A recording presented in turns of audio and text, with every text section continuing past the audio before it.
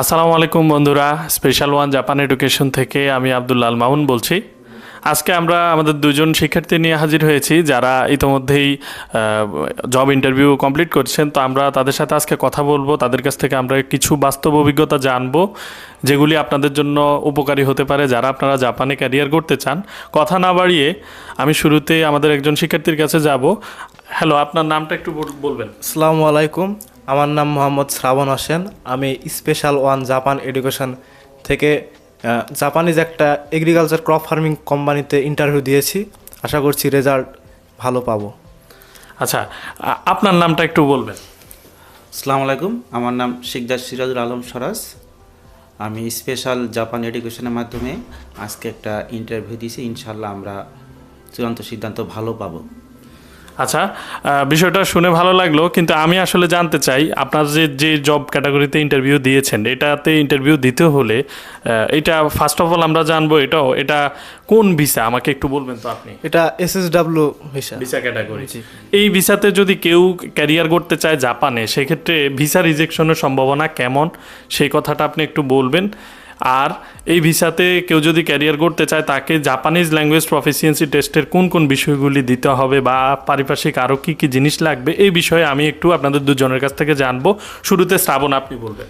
জি, SSW ভিসায় যদি কেউ জাপানে কাজ করতে চায় তাহলে তাকে জাপান ল্যাঙ্গুয়েজের N4 লেভেল অথবা JFTA2 কমপ্লিট থাকা লাগবে।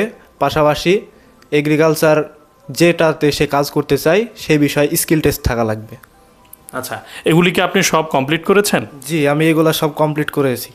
আচ্ছা, আপনি কি আমাকে বলবেন কোন ধরনের স্টুডেন্ট এই কোর্সগুলি পাস করতে কি খুব ভালো লেভেলের স্টুডেন্ট হতে হয়, বা কি পরিস্থিতি আপনি বলবেন, কারা এটা আসলে শিখতে পারবে, পাস করতে পারবে, কি করতে হবে আসলে আপনি একটু বলেন।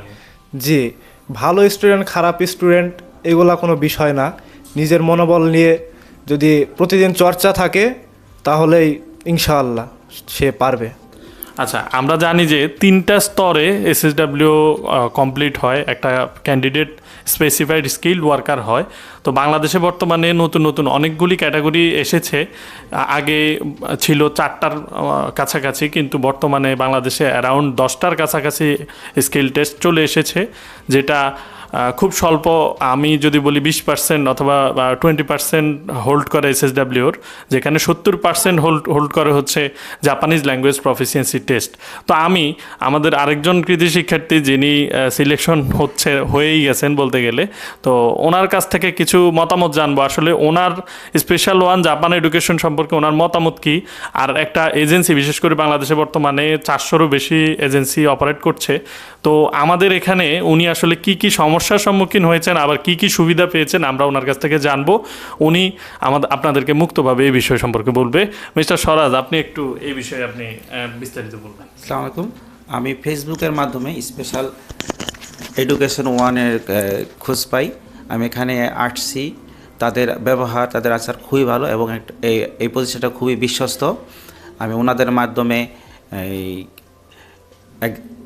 ইন্টারভিউ দিয়েছি, ইনশাল্লাহ একটা ভালো রেজাল্ট পাবো এবং এটা খুবই ভালো একটা প্রতিষ্ঠান। তারা খুবই বিনয়ী, খুবই ভদ্র, খুবই অমায়িক। আচ্ছা, সেটা হতেই পারে, কিন্তু আমি আপনার কাছ থেকে জানতে চাবো আপনি সব থেকে ভালো কি সুবিধা এখান থেকে পেয়েছেন যেটা অন্য জায়গায় পাননি, আর কি সমস্যার সম্মুখীন হয়েছিলেন এখানে আসার পর থেকে একটু বলবেন কেন? এখানে আমি প্রথম এখানে এসেছি, আমি অন্য কোথাও আর যাই নাই। আমার কাছে এই পজিশনটা খুব ভালো মনে হয়েছে, এই জন্য এখানে আমি আসছি এবং তাদের সমস্ত কিছুই খুব ভালো। আর এখানে আমি এগ্রিকালচারের উপরে কিছু বিষয় একটু স্টাডি করেছি ইন্টারভিউর জন্য। ইনশাল্লাহ ইন্টারভিউ ভালো হয়েছে।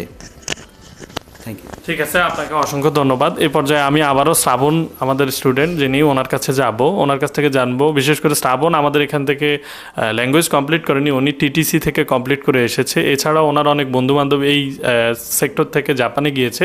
আমি শ্রাবণকেও একই কথাই জিজ্ঞেস করব যে এখানে আসার পর অন্য সব প্রতিষ্ঠান থেকে ওনার অভিজ্ঞতার জায়গা থেকে কি বিষয় উনি একটু ডিফারেন্ট পেলেন, কি সব থেকে ভালো সুবিধা পেলেন, কি অসুবিধা পেলেন, এবং ডকুমেন্টস এবং সিকিউরিটি মানি জমা দেওয়ার ক্ষেত্রে এখানে পরিস্থিতি কি এবং উনি আমাদের উপরে কতটা বিশ্বাস করতে পারলেন বা আমরা ওনাকে কতটা সুবিধা অথবা অসুবিধার মধ্যে পেলেছি ওই সম্পর্কে উনি একটু আমাদেরকে বলবেন আপনি কাইন্ডলি। জি, তো অসুবিধা বলতে গেলে তেমন কোনো অসুবিধাই নাই।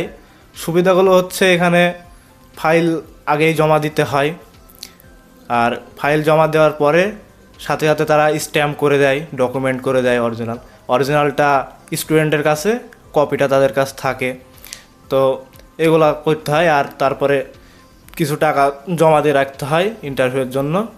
তো এইগুলাই তো আমার কাছে বিশ্বস্ত মনে হয়েছে, এরকম এই প্রতিষ্ঠান ঠিক আছে এরকম মনে হয়েছে বলে আমি এখানে ইন্টারভিউ দিয়েছি। আচ্ছা, আপনাকে অসংখ্য ধন্যবাদ। আসলে আমাদের প্রতিষ্ঠানের কথা যদি বলি, ডকুমেন্ট জমার ক্ষেত্রে বা টাকা জমা নেওয়ার ক্ষেত্রে শুরুতেই আমাদের এখানে স্ক্যান ডকুমেন্ট এবং টাকা ছাড়াই ইন্টারভিউতে বসা যেত, কিন্তু সিরিয়াস লেভেলের ট্রাভেল তৈরি হওয়ার কারণে স্টুডেন্ট জনিত যে তারা বাইরের স্টুডেন্ট ছিল তাদের সাথে অনেক বড় সমস্যা হওয়ার কারণে এরপর থেকে আমাদের কোম্পানির নিয়ম চেঞ্জ হয়ে যায়। আপনারা জানেন স্পেশাল ওয়ান জাপান এডুকেশন শতভাগ একটা জাপানিজ ওন্ড কোম্পানি, এখানে সব কিছু পরিচালনা হয় জাপানিজদের দ্বারা। সুতরাং এক্ষেত্রে জাপান থেকে এরকম একটা নির্দেশনা আসার পর থেকে আমরা এটা করছি, তবে অবশ্যই সুবিধাজনক সিস্টেমের মাধ্যমে, টার্মের মাধ্যমে, যেটাতে স্টুডেন্টেরও কোনো ক্ষতি না হবে, আমাদেরও যেন ক্ষতি না হয়, এরকম টার্মের মাধ্যমে আমরা অফিসিয়ালি সুন্দরভাবে ডকুমেন্টস করে আমরা সব কিছু জমা নিচ্ছি। আপনারা যারা জাপানে ক্যারিয়ার করতে চাচ্ছেন, এসএসডাব্লিউ এবং স্টুডেন্ট ভিসায় এবং ইন্টারন্যাশনাল সার্ভিস যেসব ক্যাটাগরিতেই জাপানে আপনাদের ক্যারিয়ার করতে চাচ্ছেন একটা সুন্দর লাইফের জন্য, আপনারা অবশ্যই আমাদের সাথে যোগাযোগ করবেন। আরও বিস্তারিত জানতে আপনারা সরাসরি আমাদের এখানে চলে আসবেন। আপনারা সবাই ভালো থাকবেন, সুস্থ থাকবেন। আল্লাহ হাফেজ। ということです。これで以上になります。どうぞよろしくお願いします。はい。まず名前を呼ぶときは何て呼んだらいいですか？シャラス。シャラスか。はいはい。先生はい。日本には今まで来たことはありますか？あります。その時はどういうビザで日本に来ましたか？あ、観光ビザで来ました。今から26年前です。日本のどこに旅行に来たんですか？あ、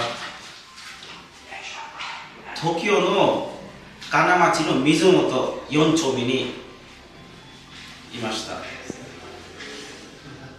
それは観光できた誰か日本の知り合いに会いに来た